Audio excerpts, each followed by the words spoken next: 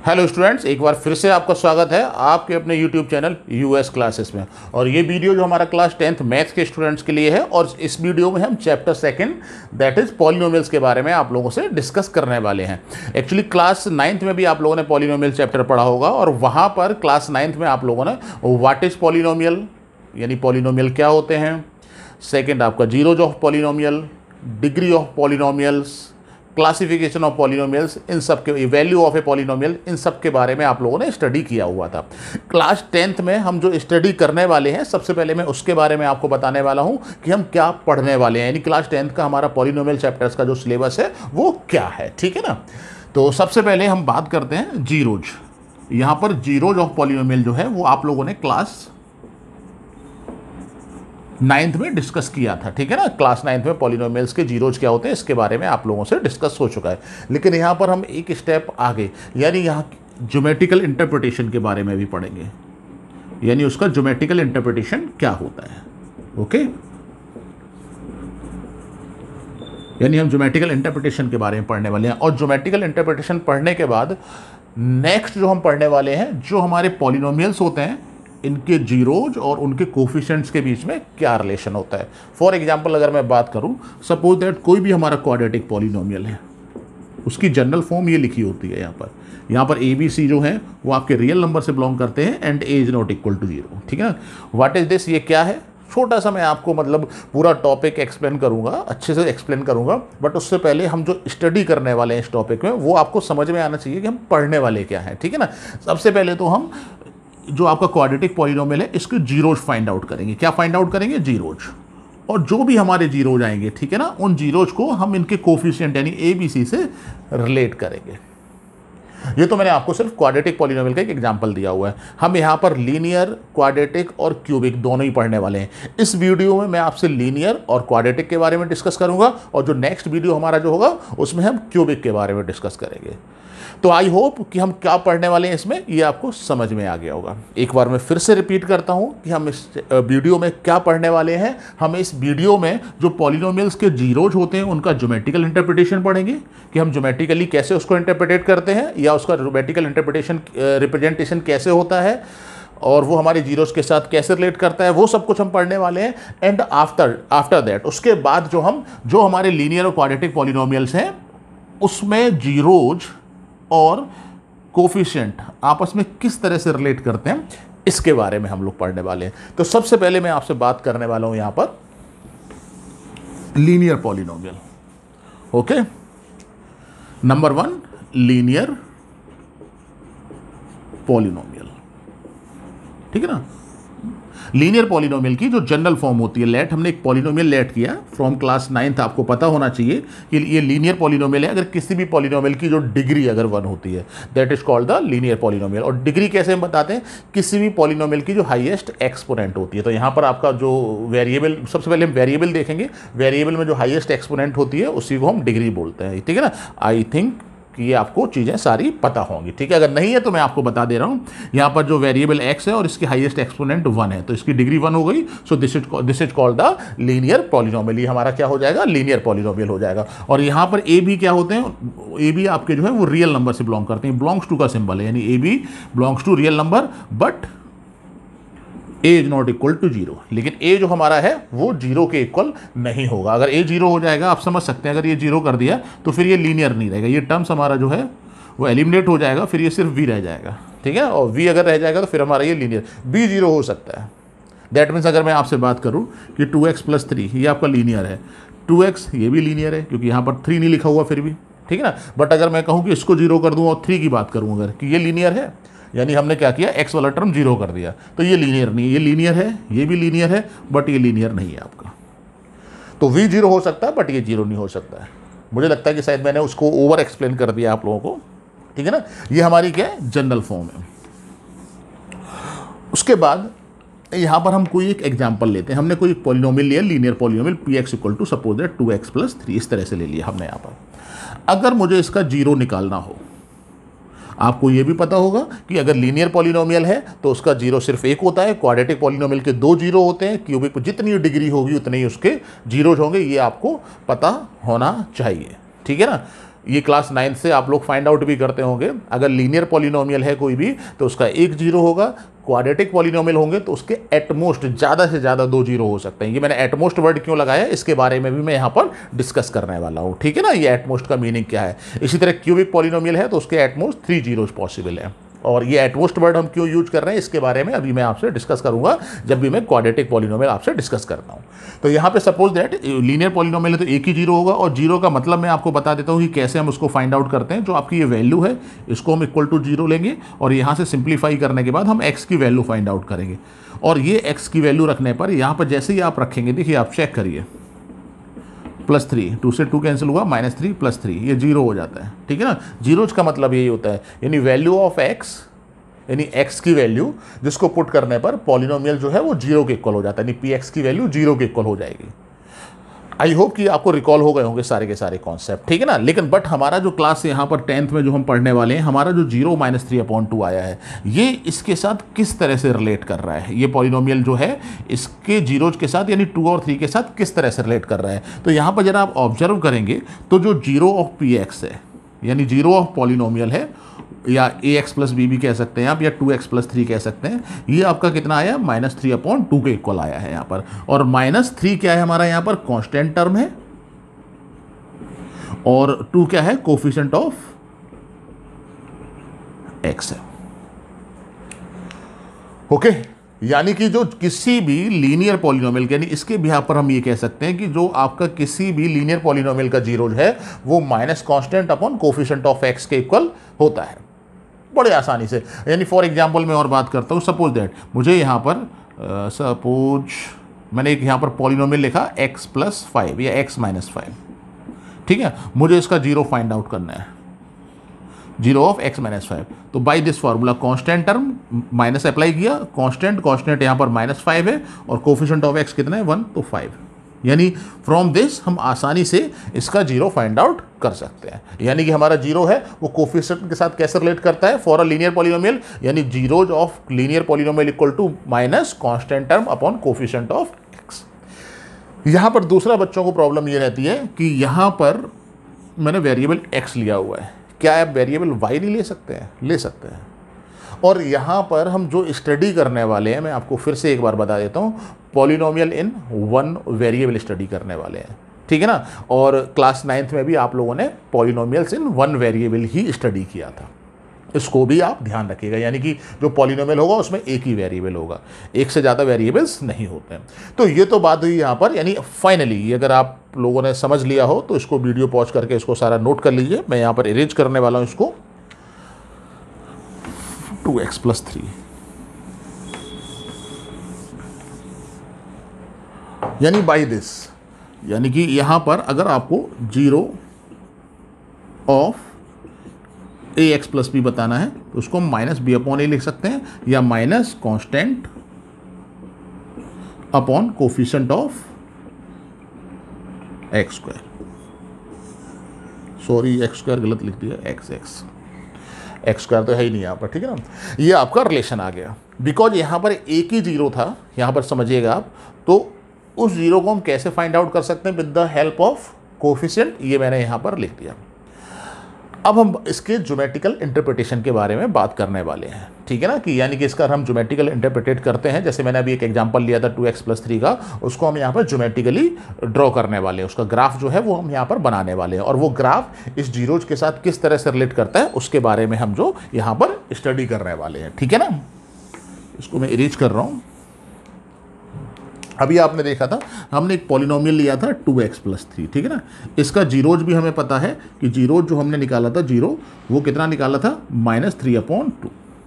अभी आप video rewind करके देखिएगा, आपको मिल जाने वाला है यहाँ पर, ठीक है ना। ओके, अब हम इसके ग्राफ के बारे में बात करते हैं। देखिए, जब भी ग्राफ की बात आती है और 2 डायमेंशनल पर हम ग्राफ बनाते हैं, इसको आप हमेशा ध्यान रखिएगा, ठीक है, कि वो ग्राफ आप तभी बना सकते हैं जब आपके पास x और y की वैल्यू होगी।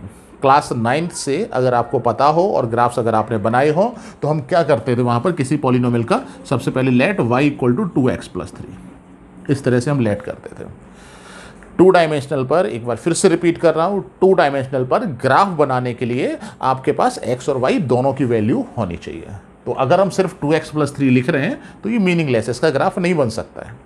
ग्राफ्स हमेशा फंक्शंस के बनाए जाते हैं, और क्योंकि फंक्शन, हालांकि मैं बट यहाँ पर आपको नहीं बोलना चाहिए, फंक्शंस के बारे में आप क्लास 11th में पढ़ेंगे ज़्यादा, बट मैंने बोल दिया आपको, लेकिन आप ध्यान रखिएगा ग्राफ्स हमेशा फंक्शंस के होते हैं और फंक्शंस एक्स और वाई में होना चाहिए, इसको भी आपको ध्यान रखना है, ठीक है ना। लेफ्ट साइड में आपका जो है वो वाई लेट करते हैं और राइट साइड में हमारा फंक्शन ऑफ एक्स, इस तरह से होना चाहिए, तभी हम उसका ग्राफ ड्रॉ कर सकते हैं। आपकी लैंग्वेज में अगर मैं बात करूं तो हमारे पास एक्स और वाई की वैल्यू होगी, then we can draw only the graph, तभी हम ग्राफ उसका जो है वो ड्रॉ कर सकते हैं। ओके, अब यहाँ पर ग्राफ ड्रॉ करने के लिए हमने क्या किया, एक टेबल फॉर्म की। आप क्लास 9th में इस तरह से ग्राफ बनाते भी थे यहाँ पर, और मैं भी आपको बना दे रहा हूँ, ठीक है ना। हम एक्स की वैल्यू अगर 0 लेते हैं तो वाई हमारा 3 हो जाएगा, एक्स की वैल्यू अगर हम 1 लेते हैं तो वाई 5 हो जाएगा, और एक्स की वैल्यू अगर हम -1 लेंगे, कैलकुलेशन आप कर सकते हैं, तो हमारा ये 1 हो जाएगा, ठीक है। अब इसका हम ग्राफ ड्रॉ कर रहे हैं, यानी ग्राफ पर, चलिए मैं जल्दी से रफली बना देता हूं उसको।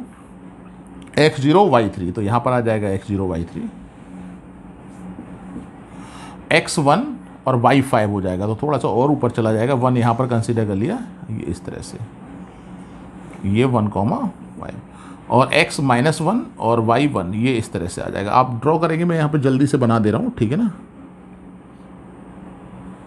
ये इस तरह से ग्राफ हमारा जो है वो बनेगा, स्ट्रेट लाइन होगा, ये तो हम जानते हैं, क्योंकि लीनियर इक्वेशन इन 2 वेरिएबल का ग्राफ हमेशा स्ट्रेट लाइन रहता है, इसको आप ध्यान रखिएगा, ठीक है ना। यहाँ पर ये लीनियर इक्वेशन इन 2 वेरिएबल ही है, एक्स और वाई 2 वेरिएबल्स हो गए हमारे, और लीनियर है बिकॉज डिग्री 1 है, y 0, ठीक है ना। इसको यहाँ पर, और मैं एक काम और करना चाहूँगा यहाँ पर, कि अगर हम x की वैल्यू माइनस एक और पॉइंट ले लेता हूँ, -3.2 लेते हैं, तो 3/2 पर ये 0 हो जाएगा, तो ये पॉइंट एक और मिल जाएगा हमें, -3/2, 0, इस तरह से आप इसको ले सकते हैं, ठीक है ना। ये पॉइंट हमारा था -1,1 मैंने ये पॉइंट इसलिए लिया क्योंकि ये कहाँ पर आपका y 0 हो रहा है, वो पॉइंट भी मैंने यहाँ से दिखा दिया है। अब इस ग्राफ को जरा आप नोटिस करिए, आप लोगों के पास ग्राफ कॉपी होगा, ज़्यादा बेहतर तरीके से बना सकते हैं, मैंने एक रफ डायग्राम आपका यहाँ पर ड्रॉ कर दिया है। अब जरा इसको समझने की कोशिश करिए, आप नोटिस करिएगा कि ये लाइन हमारी एक्स एक्सिस को जहाँ पर इंटरसेक्ट करती है, उसका जो एक्स कोऑर्डिनेट है वही इसका 0 है। बड़ी आसानी से आप इसको समझ सकते हैं। फिर से मैं आपको बता रहा हूँ कि जो हमारा ग्राफ था, इसका जो ज्योमेट्रिकल रिप्रेजेंटेशन था, उसमें जो लाइन हमारी ये बन के तैयार हुई है, वो लाइन एक्स एक्सिस को जहाँ भी कट करती है, ठीक है ना, उसका जो एक्स कोऑर्डिनेट है वही इसका 0 है। दैट मीन्स क्या हुआ कि आप इसको ध्यान रखिएगा, मैं फिर से आपको बता देता हूँ, अगर y = px, अगर कोई आपका यहाँ पर पॉलिनोमियल दिया हुआ है, उसका ग्राफ अगर हम ड्रॉ करते हैं, लीनियर पॉलिनोमियल स्पेशली, और वो लीनियर पॉलिनोमियल का ग्राफ एक्स एक्सिस को जहाँ पर इंटरसेक्ट करता है, उस एक्स एक्सिस का जो एक्स कोऑर्डिनेट होगा, एक्स के कोऑर्डिनेट्स होंगे, एक्स और वाई दोनों ही कोऑर्डिनेट होंगे, वाई तो ऑब्वियसली 0 हो जाएगा, यहाँ पर उसका जो एक्स कोऑर्डिनेट होगा वही इसका क्या हो जाएगा, 0 हो जाएगा। इसका ज्योमेट्रिकल मीनिंग हमें ये समझ में आया। एक बार फिर समझिए इसको जरा, मैं फिर रिपीट कर रहा हूँ कि जो भी हमारा ग्राफ बनेगा लीनियर पॉलिनोमियल में, ऑब्वियसली लीनियर पॉलिनोमियल का ग्राफ जो है वो स्ट्रेट लाइन होता है, वो स्ट्रेट लाइन एक्स एक्सिस को जहाँ पर भी इंटरसेक्ट करेगी, उस इंटरसेक्शन में जो कोऑर्डिनेट में जो एक्स कोऑर्डिनेट हमारा होगा वही इसका क्या हो जाएगा, 0 हो जाएगा।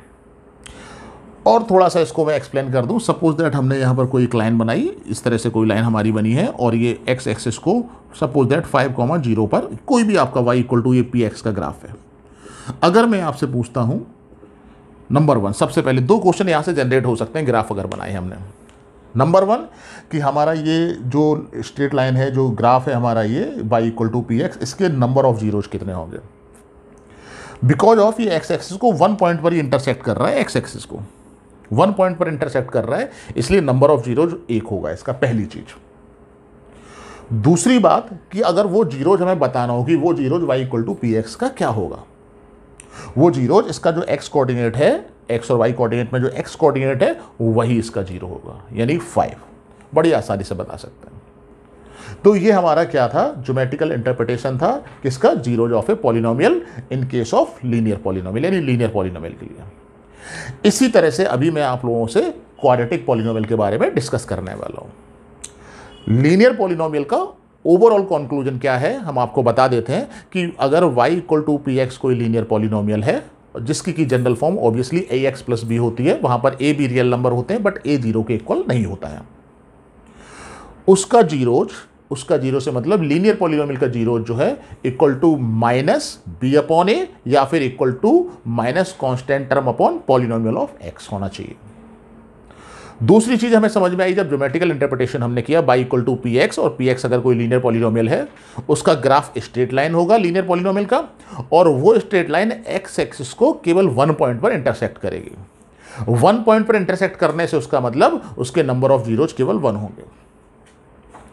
दूसरी, अगर वो मुझे जीरोज फाइंड आउट करना है कि वो जीरोज क्या होगा y equal to p x का, तो इसको मैंने एक एग्जांपल के थ्रू आपको बताया है। Suppose that y equal to p x का एक ग्राफ है और ये x एक्सिस को 1 पॉइंट पर इंटरसेक्ट कर रहा है। उस पॉइंट के अगर कोऑर्डिनेट y 5,0 है तो जो आपका 5 होगा वो y equal to p x का या पी एक्स पॉलिनोमियल जो है उसका 0 होगा। यानी अगर हम उसकी जगह पर वैल्यू रखते हैं x के प्लेस पर तो y की वैल्यू हमारी क्या हो जाएगी, वो 0 हो जाएगी। तो ये तो बात रही हमारी यहां पर लीनियर पॉलिनोमियल की। अब मैं आपसे डिस्कस करने वाला हूं क्वाड्रेटिक पॉलिनोमियल। ओके, तो देखिए आप यहां पर क्वाड्रेटिक पॉलिनोमियल क्या है, जरा ध्यान से समझिए इसको। चलिए,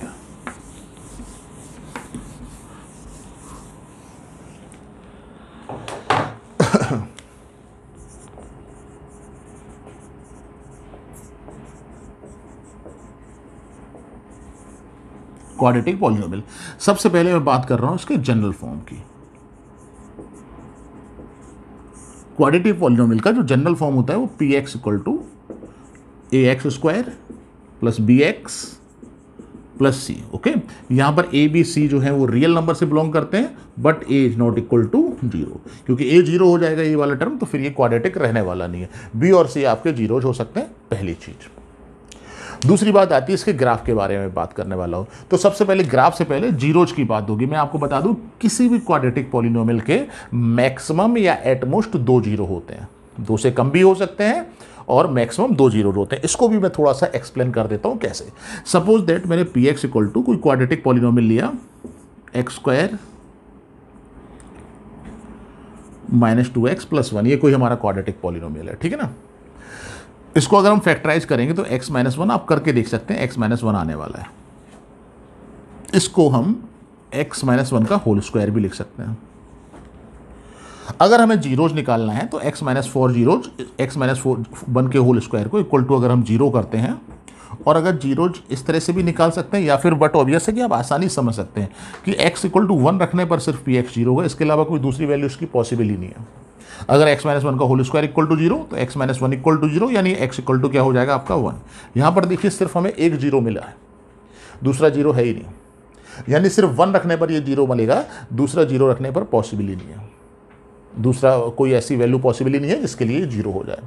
तो मैंने जो वर्ड बोला था एट मोस्ट, ठीक है ना, एट मोस्ट का मतलब ये है कि ज़्यादा से ज़्यादा 2 जीरो हो सकते हैं, या तो 2 जीरो होंगे या 1 जीरो होगा या एक भी जीरो नहीं होगा, ऐसा भी पॉसिबल है। कुछ क्वाड्रेटिक पॉलिनोमियल हमारे पास इस तरह की भी होती है जिसका एक भी जीरो पॉसिबल नहीं है। उसका ज्योमेट्रिकल इंटरप्रिटेशन कैसे करते हैं उसके बारे में भी यहाँ पर डिस्कस करने वाला हूँ, और बहुत ज़्यादा डिस्कशन एक चैप्टर नंबर 4 क्वाड्रेटिक इक्वेशन है वहाँ पर होगा आपसे। यहाँ पर मैं थोड़ा सा इसको एक्सप्लेन कर देता हूँ जिससे आपको चीज़ों की जानकारी हो जाए कि ज्योमेट्रिकल इंटरप्रिटेशन इसका क्या होता है, पहली चीज़। अच्छा, 2 जीरोज कब होंगे? Suppose that p x equal to, हमने कोई क्वाड्रेटिक पॉलिनोमियल लिया सपोज इस तरह से, अगर इसका आप मल्टीप्लाई करेंगे यहाँ पर तो एक्स स्क्वायर माइनस 2x यानी माइनस 3x प्लस 2, यानी ये आपका पी एक्स कोई पॉलिनोमियल है जिसका कि फैक्टर ये आपका दिया गया है। तो 1 रखने पर भी 0 होगा ये, और 2 रखने पर भी 0 होगा, तो 1 और 2 इसके 2 जीरोज हो जाएंगे। तो ये भी मैंने आपको बता दिया कि 2 जीरोज कैसे होंगे आपके। और ऐसा भी पॉसिबल है कि कोई भी वैल्यू रखने पर 0 ना हो, ये भी पॉसिबल है। आप कहेंगे सर ऐसी कोई क्वाड्रेटिक पॉलिनोमियल, यस पॉसिबल है ऐसा। अगर मैंने कोई यहाँ पर पॉलिनोमियल लिया एक्स स्क्वायर प्लस 1 सपोज, आप कहेंगे सर एक्स वाला टर्म नहीं है, तो एक्स वाला टर्म मिसिंग हो सकता है, मैं सिर्फ एक एग्जाम्पल के थ्रू आपको बता रहा हूँ। बीच वाला टर्म बी 0 हो सकता है, तो ये टर्म हो सकता है कि किसी भी क्वाड्रेटिक पॉलिनोमियल में ना लिखा हो।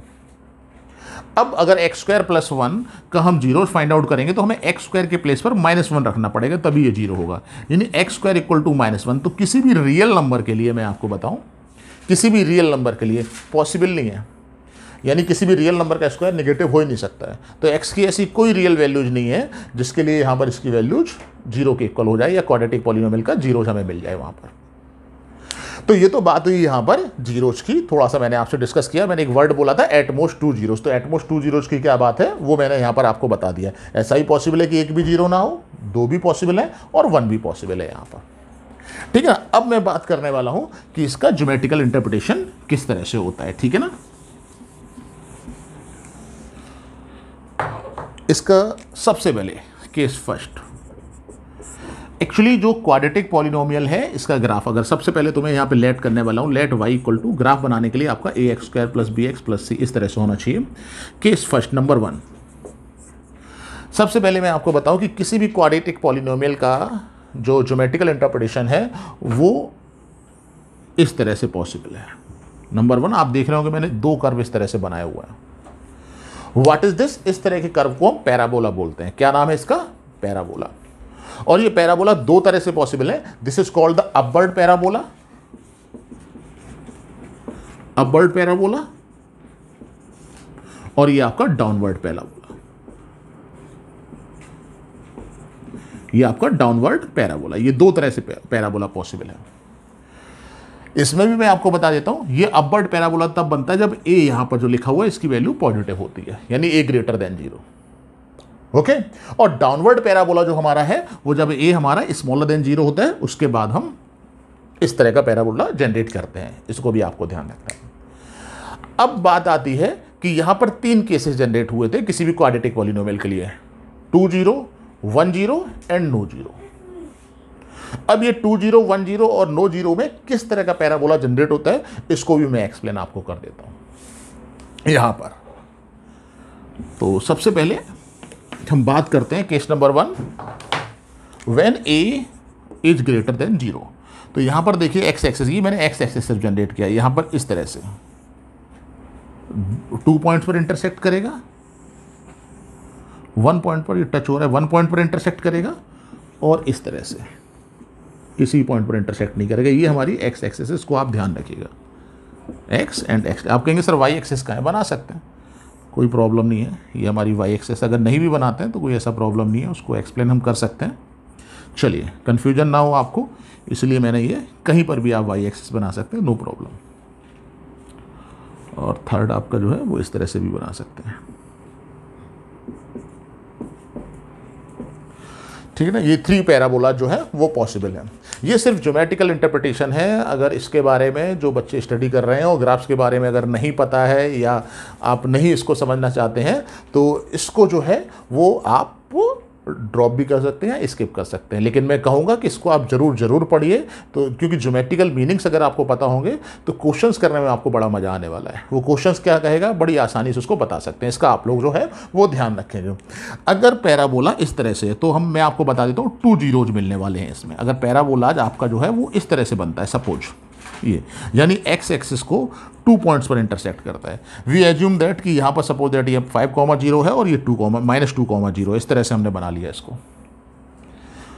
5 ज़्यादा हो गया ओरिजिन के पास से, चलिए इसको 1 मान लेता हूँ, इसको 2 मान लेता हूँ, चलिए ठीक है ना। तो ये 2 जीरोज आपके मिलेंगे। अगर आपके 2 जीरोज बन रहे हैं तो क्वाड्रेटिक पॉलिनोमियल का ग्राफ जो है वो एक्स एक्सिस को 2 पॉइंट पर इंटरसेक्ट करेगा। और अगर सपोज यहाँ पर मैंने 3,0 ले लिया एक पॉइंट, अगर ये कोई भी पैराबोला हमारा है एक्स एक्सिस को अगर 1 पॉइंट पर इंटरसेक्ट करेगा तो सिर्फ इसका 1 0 होगा। 1 0 होने से मतलब आप ध्यान रखिएगा, 1 0 होने से मतलब यहाँ पर पहला 0 भी 3 होगा और दूसरा 0 भी 3 होगा। अगर 2 जीरोज की बात करेंगे तो दोनों 0 जब इक्वल होते हैं तो उसको हम 1 0 बोलते हैं। नंबर 3 की अगर हम बात करें यहाँ पर तो इसमें कोई भी 0 नहीं होगा। जैसा कि मैंने अभी x² + 1 का मैंने आपको बताया था, तो उसका ग्राफ कुछ इसी तरह से बनेगा आपका। इसमें नो 0, यानी ये एक्स एक्सिस को इंटरसेक्ट नहीं कर रहा है। सिमिलरली ये तो आपका a ग्रेटर देन 0 की बात हो गई। इसी तरह से अगर हम a स्मॉलर देन 0 अगर हम लेते हैं, ठीक है ना, स्मॉलर देन 0, उसको भी मैं यहां पर बता देता हूं। स्मॉलर देन 0 पे डाउनवर्ड पैराबोला बनेगा, वो इस तरह से बनेगा। और ये आपकी एक्स एक्सिस है, यहाँ पर एक्स एक्स डैश और एक्स डैश, ठीक है ना यहाँ पर। अब जरा समझिए फिर से भाई, 2 पॉइंट्स पर इंटरसेक्ट कर रहा है 2 0, 1 पॉइंट पर इंटरसेक्ट कर रहा है, टच कर रहा है, सॉरी 1 0, और अगर इंटरसेक्ट नहीं कर रहा है 1 0 और नो 0, इस तरह से बनेंगे आपके। अब इस ज्योमेट्रिकल इंटरप्रिटेशन का मीनिंग क्या था, मैं आपको क्या बताना चाह रहा हूं। सिंपल सा एक कंक्लूजन निकल कर आया, अगर y equal to p x हमारा कोई भी पॉलिनोमियल है और उसका अगर हम ज्योमेट्रिकल इंटरप्रिटेशन करते हैं, तो ज्योमेट्रिकल इंटरप्रिटेशन में जो आपका कर्व है वो एक्स एक्सिस को जितने पॉइंट पर इंटरसेक्ट करेगा उसके एग्जैक्टली उतने ही जीरो होंगे। इसको आप समझ लीजिए एक बार फिर से। मैं क्या बता रहा हूं आपको कि अगर y equal to p x हमारा कोई पॉलिनोमियल है, उसका ज्योमेट्रिकल इंटरप्रिटेशन हम करते हैं और वो कर्व एक्स एक्सिस को जितने पॉइंट पर इंटरसेक्ट करेगा उसके नंबर ऑफ जीरोज उतने ही होंगे। और अगर उसके अगर कोऑर्डिनेट पता है कि एक्स एक्सिस को किस पॉइंट पर इंटरसेक्ट कर रहा है, वो भी जो है बड़ी आसानी से आप यहां पर पता कर सकते हैं कि कैसे हम उसको, अगर कोऑर्डिनेट्स अगर आपको पता है तो वो भी आप बड़ी आसानी से पता कर सकते हैं। इसका भी आप ध्यान रखिए कि वो जीरोज क्या होंगे। यहां पर मैं नंबर ऑफ जीरोज की बात कर रहा हूं। एनसीईआरटी में एक्सरसाइज नंबर 2.1 जो है, इसके बाद मैं आपको होमवर्क में देने वाला हूं। एक्सरसाइज 2.1 में आपके कुछ ग्राफ्स दिए गए हैं। अगर आपके पास बुक अगर अभी रखी हुई है तो उसको ओपन कर सकते हैं। उसमें कुछ y equal to p x के ग्राफ उन्होंने ड्रॉ किए हैं और उसमें हमें यह बताना है इन ग्राफ्स के नंबर ऑफ जीरोज कितने होंगे। तो इस कॉन्सेप्ट को पढ़ने के बाद बड़ी आसानी से आप नंबर ऑफ जीरोज पता कर सकते हैं। पहली चीज उसको देखिएगा कैसे कट कर रहा है। अगर सपोज दैट मैंने कोई एक ग्राफ इस तरह से बनाया, ठीक है ना, ये कोई ग्राफ बना हुआ है हमारा, suppose that y y dash x and x dash. तो ये देखिए 1 2 3 4, ये 4 पॉइंट्स पर एक्स एक्सिस को इंटरसेक्ट कर रहा है। तो इसके नंबर ऑफ जीरोज कितने हो जाएंगे? 4 हो जाएंगे। और अगर हमें इसके कोऑर्डिनेट पता है एक्स, यानी अगर इस पॉइंट्स के कोऑर्डिनेट्स अगर आपको पता है तो वो जीरोज क्या होंगे ये भी आप बता सकते हैं। आई होप कि ये ज्योमेट्रिकल इंटरप्रिटेशन और जीरोज जो है वो किस तरह से रिलेट करते हैं वो आपको समझ में आ गया होगा। फाइनल ये कॉन्सेप्ट जो हमने ज्योमेट्रिकल इंटरप्रिटेशन का पढ़ा है वो फॉर द एक्सरसाइज 2.1 के लिए पढ़ा हुआ है कि जो आपकी एक्सरसाइज 2.1 है उसको हम कैसे सॉल्व करेंगे और उसका मीनिंग क्या है, बड़ी आसानी से हम बता सकते हैं। अब यहां पर जो टॉपिक था हमारा वो ये था कि जीरोज यहां पर एबीसी के साथ कैसे रिलेट करता है, उसके बारे में मुझे डिस्कस करना है यहां पर कि जो हमारे ए बी सी हैं वो क्वाड्रेटिक के जो जीरोज होते हैं उसके साथ किस तरह से रिलेट करता है, उसके बारे में आप लोगों से यहां पर डिस्कस करने वाला हूं। ठीक है ना, तो देखिए जरा।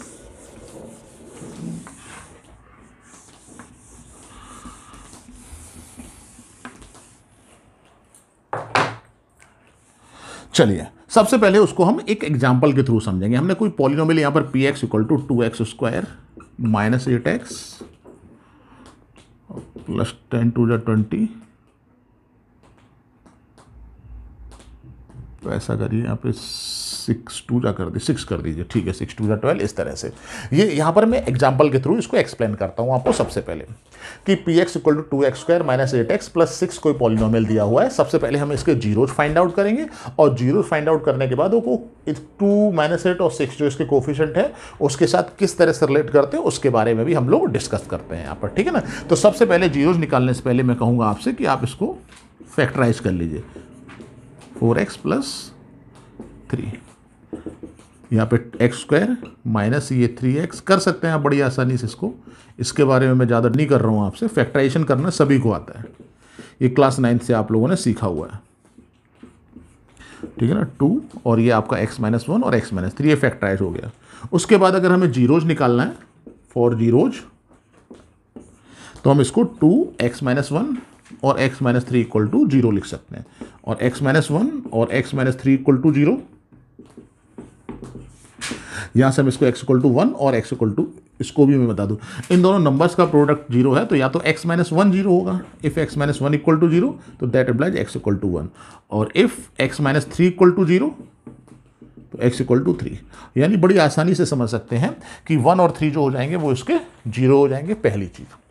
अच्छा, इसके साथ साथ जरा ध्यान से समझिएगा, कुछ चीज़ें और मैं रिलेट करके यहाँ पे बता देता हूँ आपको कि 1 और 3 यहाँ पर वो हम आसानी से समझ सकते हैं। तो 1 रख देंगे तब भी आपका ये 0 हो जाएगा, क्योंकि 1 माइनस 1 0 रखेंगे ये 0 हो जाएगा। और तो इस 2 का क्या रोल है, 2 का जो रोल वो है वो क्या है यहाँ पर आप देखिए जरा। इसके थ्रू मैं ये बताना चाहता हूँ कि अगर x माइनस, यानी कि पॉलिनोमियल आपका p x equal to x minus 1 और x माइनस 3 है, इसका भी वही 0 होगा। 2x माइनस 1 x माइनस 3 लिखा हुआ, इसका भी वही 0 होगा। 5x माइनस 1 x माइनस 3 लिखा हुआ, इसका भी वही 0 होगा। दैट मीन्स हम ये नहीं कह सकते कि हमारे जो जीरोज यानी 1 और 3 हैं ये यूनिक हैं, यानी किसी और पॉलिनोमियल के 1 और 3 जीरोज नहीं हो सकते, ऐसे भी नहीं कह सकते। There are infinite polynomials who zeros are 1 and 3, जिसको बड़ी आसानी से हम यहाँ से इसको समझ सकते हैं। अगर आप मल्टीप्लाई करेंगे इसका तो ये आपका एक्स स्क्वायर माइनस 3x यानी माइनस 4x और प्लस 3, ये पॉलिनोमियल है, इसको भी जीरोज आपके फैक्टराइजेशन यही होंगे, 1 और 3 मिलने वाले हैं आपको। अगर हम 2 का मल्टीप्लाई करके ये पॉलिनोमियल हमने बनाया जो कि इससे डिफरेंट हमें दिख रहा है, बड़ी आसानी से समझ सकते हैं, इसके जीरोज भी देखिए 1 और 3 मिले हमें यहां पर। तो इस कंक्लूजन से हम ये समझ सकते हैं कि there are infinite polynomials who zeros are 1 and 3। ऐसा नहीं है कि 1 और 3 सिर्फ इसी पॉलिनोमियल के जीरोज हो सकते हैं, पहली चीज।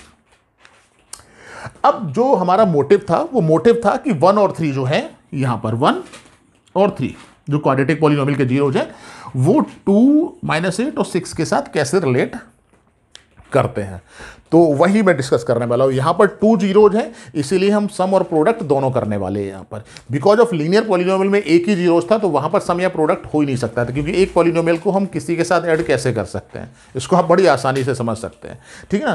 तो इसको मैं यहां पर इरेज कर दे रहा हूं, make some space to write, okay. यहां पर जो हमारे 1 और 3 जीरोज आए हैं, इन जीरोज को हम सम ऑफ जीरोज ये फाइंड आउट कर रहे हैं, इक्वल टू 1 + 3 जो कि आपका 4 है। यहां पर 4 नंबर मिला।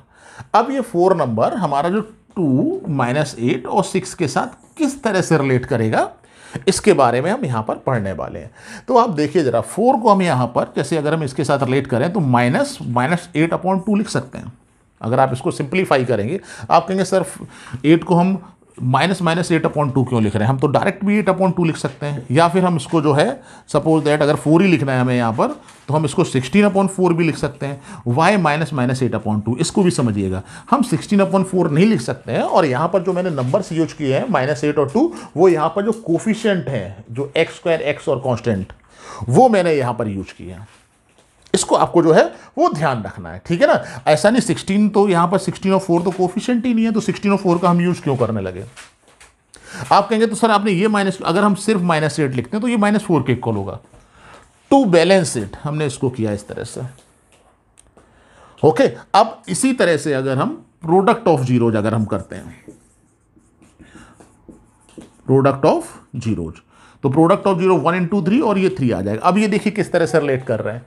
तो अगर आप देखें यहां पर तो इसको हम 6/2 लिख सकते हैं, 3 आएगा हमारा ये, हमें इसी के साथ रिलेट करना है।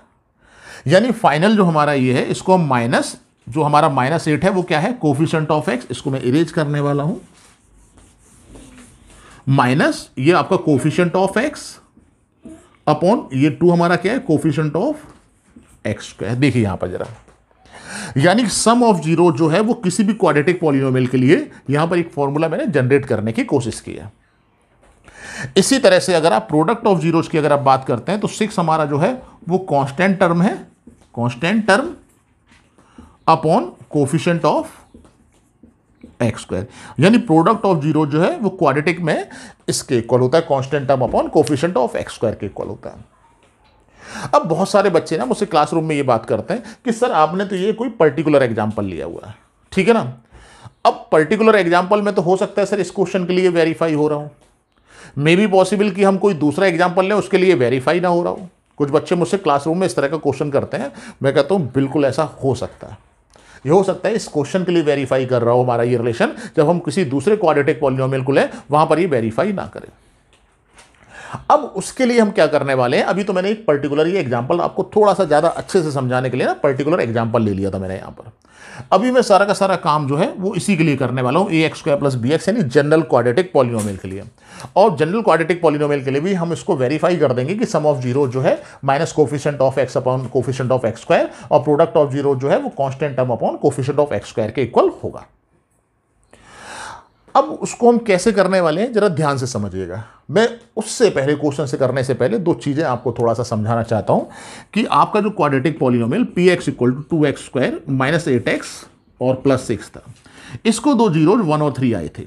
और आपने देखा था कि जब हमने इसको फैक्टराइज किया था 2x² - 8x +6 को, वहां पर जो 1 था x के साथ माइनस साइन में लिखा गया था और इसके साथ भी माइनस साइन में लिखा गया था 3, और यहां पर 2 आ गया था। 2 से कोई इफेक्ट नहीं पड़ेगा हालांकि, लेकिन 2 जो है इस क्वाड्रेटिक पॉलिनोमियल को बैलेंस करने के लिए, यानी दैट मीन्स अगर 1 और 3 कोई भी किसी भी क्वाड्रेटिक पॉलिनोमियल के 1 और 3, अगर मैं आपको बता देता हूं कि 1 और 3 अगर जीरोज हैं तो उस क्वाड्रेटिक पॉलिनोमियल को हम सपोज दैट पी एक्स हमारा कोई क्वाड्रेटिक पॉलिनोमियल है, हमने मान लिया ये क्वाड्रेटिक पॉलिनोमियल है, हमें नहीं पता ये कौन सा क्वाड्रेटिक पॉलिनोमियल है, और 1 और 3 अगर उसके जीरोज हैं, सपोज 1 और 3 क्या है उसके जीरोज, तो इस क्वाड्रेटिक पॉलिनोमियल को या पी एक्स को हम x-1 और x-3, और यहां पर भी कुछ लिखना पड़ेगा यार, क्योंकि यहां पर मैंने 2 सिर्फ इसलिए लिख दिया था क्योंकि मुझे वो क्वाड्रेटिक पॉलिनोमियल एक्चुअली पता था कि 2x² - 8x + 6 है, बट अगर क्वाड्रेटिक पॉलिनोमियल नहीं पता है तो उसके प्लेस पर हम k भी पुट कर सकते हैं। k यहां पर k की वैल्यू आप कुछ भी लीजिए, k यहां पर क्या है, रियल नंबर से बिलोंग कर रहे हैं, इसको जरा बेटा समझ लेना ध्यान से।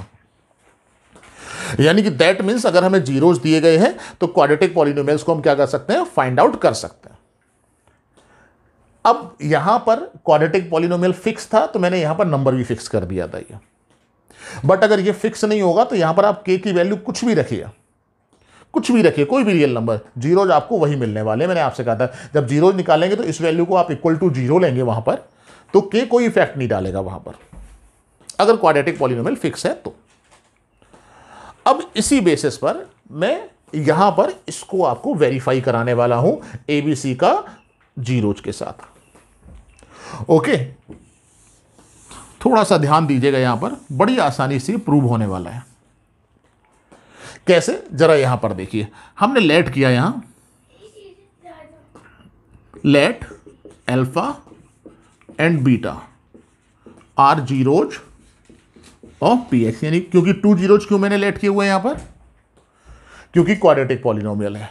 आप कहेंगे सर आपने तो ये भी बताया था कि 1 जीरो और नो जीरोज पॉसिबल है, तो 2 जीरोज आपने कैसे यहां पर ले ली, क्योंकि यहां तो अभी एबीसी की वैल्यू फिक्स नहीं है। मैंने आपसे कहा था, जरा ध्यान से समझिएगा, अगर 1 जीरो है तो दूसरा जीरो भी जो है वो होता है, बट वो इक्वल होता है, लेकिन हम उसको एक ही कंसीडर करते हैं, पहली चीज। और नो जीरोज में भी रियल जीरो एग्जिस्ट नहीं करेंगे वो तो, लेकिन इमेजनरी, मैं आपको बताऊं रियल के अलावा भी आपको नहीं पता है, क्लास 10th में पढ़ रहे हैं, ठीक है ना, रियल के अलावा कॉम्प्लेक्स नंबर्स भी होते हैं, और रियल नंबर कॉम्प्लेक्स नंबर के सबसेट्स होते हैं। हालांकि जो ये मैं वर्ड सबसेट यूज कर रहा हूं ये अभी आपको थोड़ा सा कम समझ में आएगा, लेकिन आप इतना समझ सकते हैं कि रियल जीरोज नहीं होते हैं, लेकिन जीरोज पॉसिबल हैं उसके भी। तो 2 जीरोज तो पॉसिबल हैं ही, वो चाहे वो अगर दोनों डिस्टिंक्ट हैं तब भी 2 जीरो होंगे, इक्वल हैं तब भी जो दूसरा जीरो है वो अल्फा और बीटा आपस में इक्वल हो जाएंगे, और अगर रियल जीरोज नहीं है तब भी अल्फा और बीटा, मैंने यहां पर सिर्फ जीरोज लिखा है, मैंने ये नहीं कहा कि अल्फा और बीटा की वैल्यू रियल होगी, तो इसको भी आप ध्यान रखिएगा, ठीक है ना। यहां पर मैं बात कर रहा हूं अल्फा बीटा 2 जीरोज यहां पर कंसीडर किए हैं।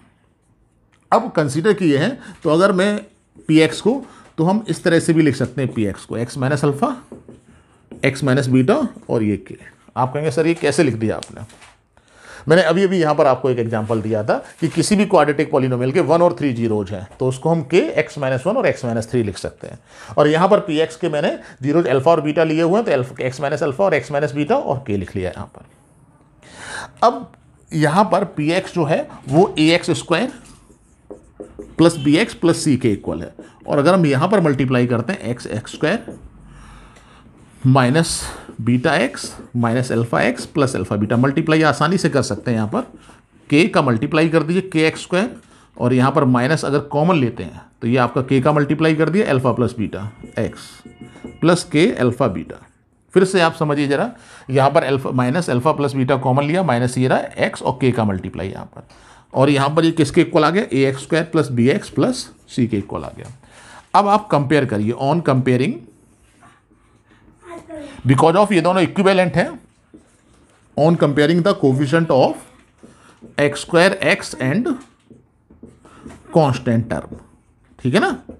यहां पर हमने इसको जो है वो कंपेयर किया, तो बड़ी आसानी से समझ सकते हैं, a जो है वो किसके इक्वल हो जाएगा, k के इक्वल हो जाएगा, या k = a ऐसे भी लिख सकते हैं, इधर लिख लीजिए कोई प्रॉब्लम नहीं। यहां पर -k alpha plus beta x का कोफिशिएंट, और यहां पर कितना है b, इक्वेशन नंबर 2, और थर्ड इक्वेशन जो हमारी बन जाएगी फ्रॉम दिस, ये बन जाएगी आपकी k alpha plus beta equal to k alpha plus beta equal to c, this is our equation number 3। अब यहां पर हम v/a निकाल रहे हैं, क्या निकाल रहे हैं, v/a। आप कहेंगे सर क्यों निकाल रहे हैं v/a, देखिए आप जरा v/a हम करते हैं तो यहां पर क्या वैल्यूज आपको मिलने वाली है, तो v की वैल्यू आपकी -k अल्फा प्लस बीटा है, और a की वैल्यू जो हमारी है वो k है, के से के खत्म होता है, इधर ट्रांसफर कर दीजिए, यानी alpha plus beta equal to minus B upon A, और माइनस यहाँ पर देखिए वी जरा क्या है हमारा, कोफिशिएंट ऑफ एक्स अपॉन ए हमारा कोफिशिएंट ऑफ एक्स स्क्वायर, ठीक है ना। और अल्फा बीटा क्या है, अल्फा और बीटा हमारे जीरोज थे, और ये क्या है, सम ऑफ जीरोज, यानी सम ऑफ जीरोज किसके इक्वल हो गया, minus coefficient of X upon coefficient of X square. जो मैंने पर्टिकुलर एग्जांपल लिया था उसमें यही किया था। अभी आपका जनरल वेरीफाई हो गया आपका। अब आप नहीं कह सकते हैं कि सर ये हमारा वेरीफाई नहीं करेगा।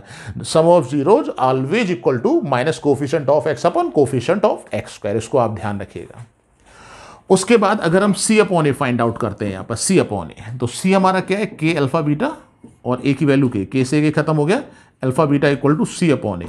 सी किसके इक्वल है, कांस्टेंट टर्म है हमारा ये आपका, और ए जो है वो कोफिशिएंट ऑफ एक्स स्क्वायर है, और अल्फा और इंटू बीटा क्या है, ये प्रोडक्ट ऑफ जीरोज है। अब यही आपको ध्यान हो, आप वीडियो रिवाइंड करके देखिएगा, मैंने प्रोडक्ट ऑफ जीरोज पर्टिकुलर में भी आपका लिखा था constant term upon coefficient of X square, और ये मैंने जनरली इसको एक जनरल पॉलिनोमियल क्वाड्रेटिक पॉलिनोमियल लेकर इसको मैंने वेरीफाई यहां पर कर दिया है।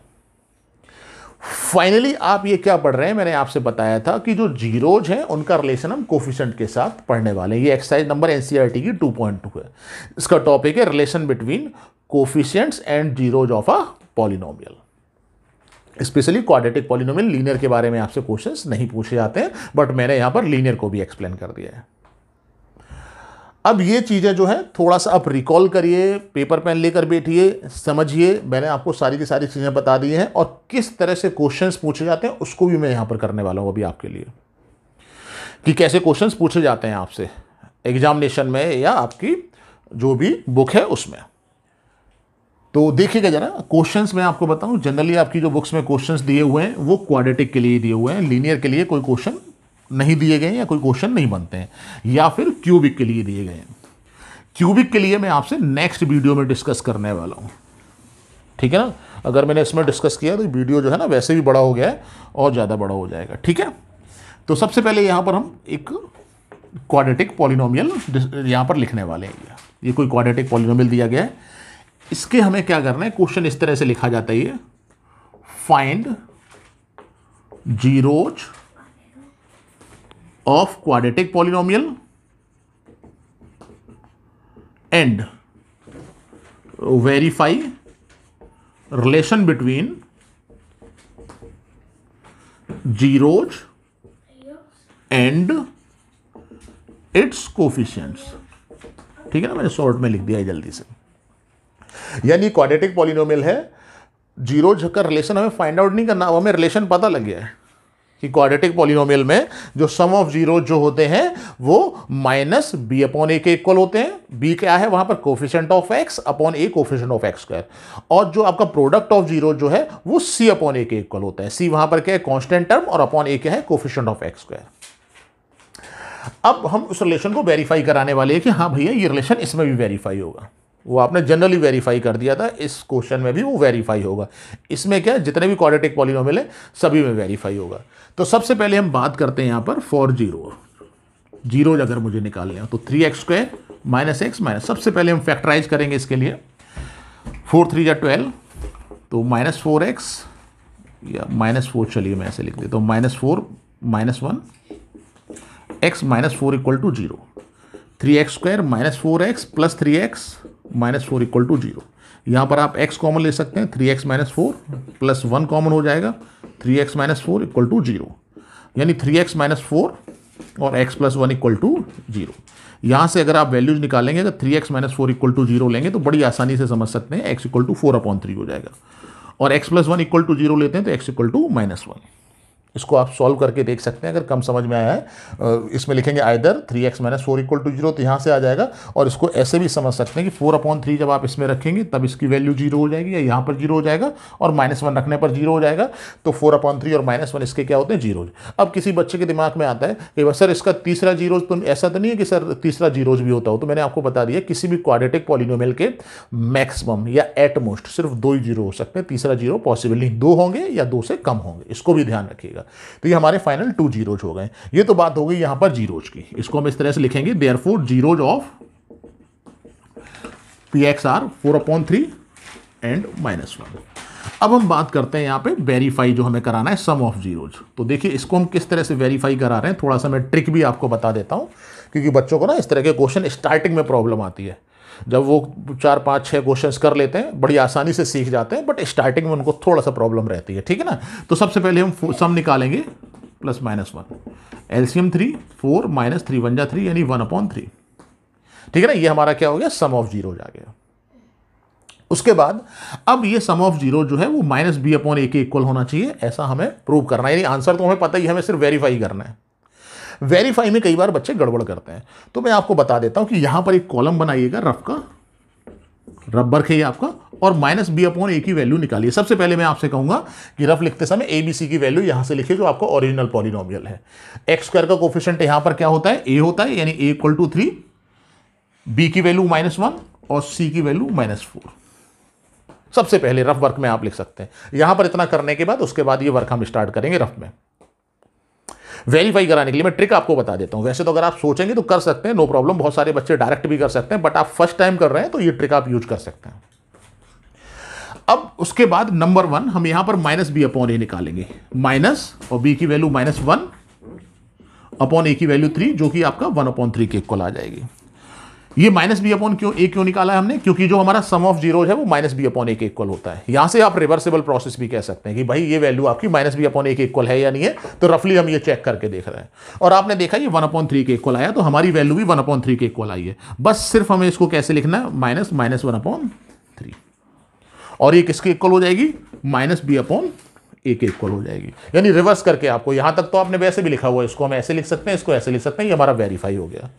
और ज्यादा अगर आपको लिखना है एक स्टेप, तो माइनस बी की value coefficient of X upon coefficient of, कई बुक्स में इस तरह से लिखा रहता है, इसलिए मैं आपको लिख दे रहा हूं, एक ही मतलब है। आप यहां पर भी इसको लिखकर छोड़ सकते हैं, कोई प्रॉब्लम नहीं है। ओके, अब हम बात कर रहे हैं नंबर 2, प्रोडक्ट ऑफ जीरोज की। प्रोडक्ट ऑफ जीरोज, यहां पर मैं आपसे कहूंगा कि प्रोडक्ट ऑफ जीरोज भी आप निकाल सकते हैं स्टार्टिंग में ही। सी अपॉन ए कितना है, product of zeros, C upon A किसके इक्वल होता है, सी की वैल्यू आप यहां से देख सकते हैं -4 और ए की वैल्यू 3। इसको सिंप्लीफाई नहीं कर सकते, यानी कि प्रोडक्ट ऑफ जीरोज -4/3 आता है, तो वो सी अपॉन ए के इक्वल हो जाएगा। दैट मीन्स चेक करते हैं, चलिए प्रोडक्ट ऑफ जीरो जो आपका है वो 4/3 इंटू -1 और ये -4/3 के इक्वल है, और ये वैल्यू हमारी जो है वो सी अपॉन ए के इक्वल होनी चाहिए। किसके इक्वल होनी चाहिए, सी अपॉन ए के इक्वल। तो आप देखिए सी अपॉन ए हमारा -4/3 है, ये हमारा सी है और ये ए, वेरीफाई हो गया, क्लियर। और ये वैल्यू जो है वो constant upon coefficient of X square, कई बुक्स में लिखा रहता है, इसलिए मैं आपको यहां पर लिख देता हूं। ये एग्जांपल फर्स्ट टाइम जब बच्चे करते हैं तो 1-2 क्वेश्चंस कर रहे हैं, उनको थोड़ी सी प्रॉब्लम आती है। वीडियो को रिवाइंड करके देखिएगा मैंने कहां पर किस तरह से इन वैल्यूज को लिखा है। ये रफ का वर्क आपको करना पड़ेगा, चीजें आपके लिए थोड़ा सा आसान हो जाएंगी। आई होप कि ये वीडियो आपको समझ में आया होगा। इस वीडियो को मैं यहीं पर स्टॉप करने वाला हूं, कुछ क्वेश्चंस आपको ना होमवर्क के लिए लिख कर देने वाला हूं, जिन क्वेश्चंस को करने के बाद क्वाड्रेटिक पॉलिनोमियल के जीरोज और रिलेशन को बड़ी आसानी से आप कर सकते हैं, कहीं कोई प्रॉब्लम नहीं है। मैं आपको रिपीट कर दे रहा हूं, लीनियर पॉलिनोमियल के क्वेश्चन एग्जामिनेशन में नहीं आते हैं, मैंने सिर्फ आपको बता दिया है। क्यूबिक पॉलिनोमियल के क्वेश्चंस भी कम पूछे जाते हैं, हालांकि मैं नेक्स्ट वीडियो में उसको भी डिस्कस करने वाला हूं। सबसे ज्यादा क्वेश्चंस आपके जो क्वाड्रेटिक पॉलिनोमियल के पूछे जाते हैं। और एनसीईआरटी की एक्सरसाइज नंबर 3.2 जो है वो इसी पर बेस्ड आपको दी गई है। तो इसको मैं वीडियो को ओवर करने से पहले कुछ क्वेश्चंस जो है वो आप लोगों के होमवर्क के लिए लिखने वाला हूं, वो आप लिख लीजिए। यहाँ पर क्वेश्चंस क्या है, यहाँ पर जिसमें आप क्वाड्रेटिक पॉलिनोमियल के जीरोज फाइंड आउट करेंगे और उनके रिलेशन को वेरीफाई कराएंगे। तो पहला question 6x² - 3 - 7x। Second question है आपका x² + 7x + 12। थर्ड क्वेश्चन है आपका x² - 2x - 8। फोर्थ क्वेश्चन आपका लिखा हुआ 5x² - 4 और -8। और 5 क्वेश्चन आपका लिखा हुआ है 2x² - 11x और +15। चेक कर लीजिएगा इसको, 15 × 2 = 30, 6 × 5 = 30। ठीक है, ये कुछ क्वेश्चंस मैंने यहाँ पर आप लोगों के लिए लिखे हुए हैं, ठीक है ना। इसको आप करेंगे और बड़ी आसानी से ये कॉन्सेप्ट जो है वो आपको समझ में आ जाएगा, ठीक है ना। और अगर ये वीडियो आपको पसंद आया हो तो इसको प्लीज़ लाइक, शेयर और सब्सक्राइब करना बिल्कुल मत भूलिएगा, और सब्सक्राइब करने के बाद बेल आइकन जरूर दबाइएगा, जिससे आपके पास जब भी मैं वीडियो बनाता हूँ सबसे पहले नोटिफिकेशन पहुँचे और वो वीडियो सबसे पहले आपके पास पहुँचे। Thank you.